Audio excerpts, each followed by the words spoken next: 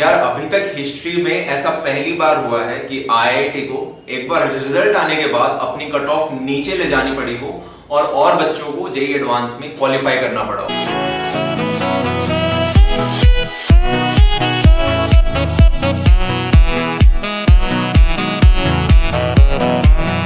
So hey guys, this is अमन अग्रवाल और आज की वीडियो में हम बात करेंगे ब्लंडर के बारे में जो कि आईआईटी जेईई का जो लीडरशिप बोर्ड है, जॉइंट एडमिशन बोर्ड, उसके द्वारा हुई है और जिसकी वजह से जो हमारी एचआरडी मिनिस्ट्री है और जो हमारे सीनियर प्रोफेसर हैं आईआईटी के, वो एक्यूज कर रहे हैं इस लीडरशिप बोर्ड को कि आपने इमेज हमारी खराब की है, प्लस आपको थोड़े पहले प्रिकॉशंस रखने चाहिए थे।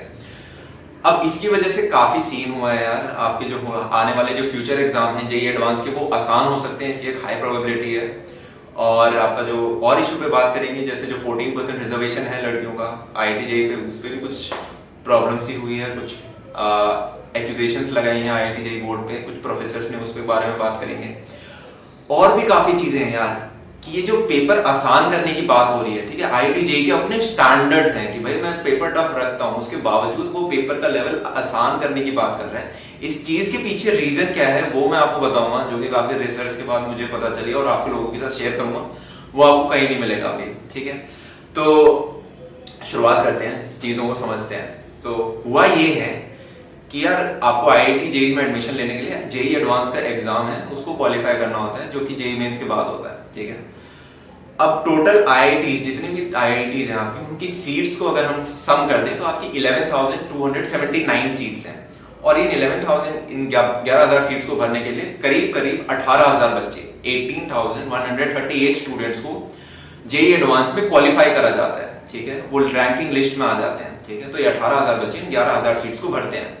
सीन ये हुआ है कि एचआरडी मिनिस्ट्री बीच में आई है और उसने कहा है कि आप 18,000 बच्चे क्वालिफाई नहीं करोगे, आप 32,000 के करीब बच्चे क्वालिफाई करोगे, 31,980 स्टूडेंट्स टू बी प्रिसाइज, ठीक है। अब ये 13,000 बच्चों का इंक्रीज क्यों करा है एचआरडी मिनिस्ट्री ने, इसके पीछे 2-3 रीजन है। पहला रीजन ये है कि गवर्नमेंट नहीं चाहती कि आईआईटी में एक भी सीट खाली रह जाए, ठीक है। अब आप कहोगे कि यार ये 18,000 बच्चे क्या 11,000 सीट नहीं भर सकते थे, तो इसका आंसर है नहीं। मतलब क्योंकि 18,000 बच्चे सारे आईआईटी में नहीं जाते यार, ठीक है। कुछ लोग बिट्स पे लाने चले जाते हैं, एनआईटीज वगैरह में चले जाते हैं, क्योंकि वहां पे उन्हें अच्छी ब्रांचेस मिल रही होती हैं। सेकंड रीजन ये है कि यार आईआईटी जेईई एक रेशियो बना के रखता है 1.6 का, ठीक है।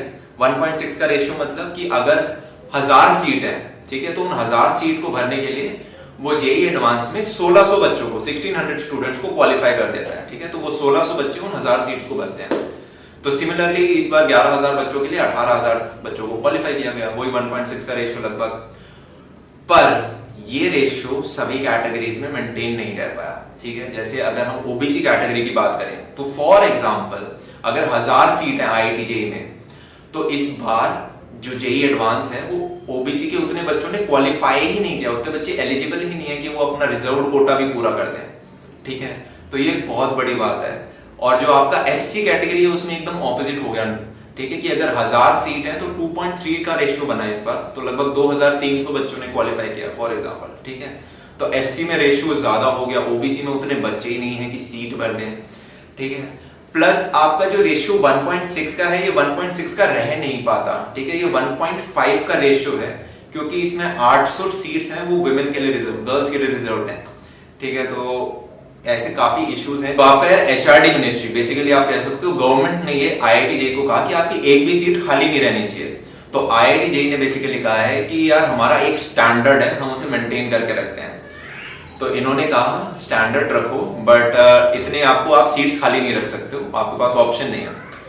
तो आईआईटी जेईई ने कहा कि जैसे ही अगर हम स्टैंडर्ड्स अपना गिराते हैं, मतलब अगर जैसे इन्होंने 32,000 स्टूडेंट्स यार अंदर लिए, तो इनकी जो कट ऑफ थी, जैसे आपकी पहले जनरल की कट ऑफ थी 126, वो 90 पे गिर गई, ठीक है। आपकी ओबीसी की कट ऑफ थी 114, वो 81 पे गिर गई, ठीक है। आपकी एससी एसटी की कट ऑफ थी 63, वो 45 पे गिर गई। तो आईआईटी का ये कहना है कि यार हमारी जो कट ऑफ है वो इतनी नीचे गिर गई है, मतलब आप अगर देखो एससी वाले बच्चे को देखो आप, ठीक है, तो 45 मार्क्स पे वो क्वालिफाई कर रहा है। मतलब टोटल अगर 360 में से 12%, कोई 12.5% मार्क्स भी स्कोर कर रहा है, तो वो इस एग्जाम को क्वालिफाई कर रहा है। ठीक है। बेसिकली जनरल कैटेगरी में भी कोई 25% भी स्कोर कर रहा है तो वो क्वालिफाई कर रहा है। तो आईआईटी जेईई कह रहा है ऐसे मेरी रेपुटेशन खराब हो रही है। तो इस बात पे गवर्नमेंट ने कहा कि भाई सुनो, अगर तुम्हारा यही इशू है कि तुम्हारी कट ऑफ नीचे जा रही है तो पेपर का लेवल आसान कर दो। जब पेपर का लेवल आसान होगा तो कट ऑफ अपने आप ऊपर चली जाएगी। ठीक है, तो कट ऑफ ऊपर चली जाएगी तो फिर वो परसेंटेज क्राइटेरिया भी मतलब ऊपर चला जाएगा और आपकी रेपुटेशन भी खराब नहीं होगी। तो ये अभी एक सॉल्यूशन निकाला गया है। ठीक है, तो ये सॉल्यूशन अगले साल से इंप्लीमेंट होगा। ये कहीं पे लिखा नहीं है यार, ठीक है, ये अंदर की बात है यार। ये जो इन्होंने अब अपना बार इंक्रीज किया है, 32,000 बच्चे जो ले रहे हैं, ये जो एक्स्ट्रा 13,000 बच्चे लिए हैं, इससे फायदा क्या है?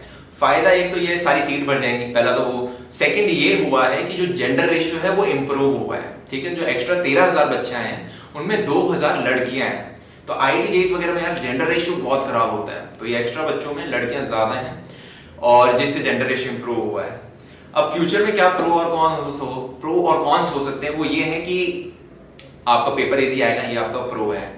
ठीक है, आपकी जो कट ऑफ है वो ऊपर जाएगी, ये भी आपका प्रो है। अब आपका कॉन्स क्या है? कॉन्स ये हो सकते हैं कि हो सकते हैं कि एक सिंगल मार्क पे बहुत सारे बच्चे हों। ठीक है, हो सकता है 100-200 बच्चे हों जिनके सेम सिमिलर मार्क्स हों, तो किसको ज्यादा प्रायोरिटी दी जाए, किसको एडमिशन दिया जाए, इस टाइप के इश्यूज आ सकते हैं। पर यार आपको फर्क नहीं पड़ना चाहिए। ठीक है, जो भी कुछ भी अगर होगा तो वो मास स्केल पे होगा, आपको इंडिविजुअली अफेक्ट नहीं करेगा। अभी तक ऑफिशियली कुछ भी नहीं आया है। ठीक है, तो जैसे ही ऑफिशियली आएगा मैं आपको सबसे पहले नोटिफाई कर दूंगा, तो उसके लिए आप सब्सक्राइब भी कर सकते हो। तो टेंशन नहीं लेनी यार। ठीक है, अपना वैसे तैयारी रखो, नॉर्मल जो आप रख रहे थे, बिल्कुल कुछ चेंज नहीं करना है, अपना पढ़ते रहो। ठीक है, तो तब तक के लिए चलते हैं। See ya, have a good day and bye.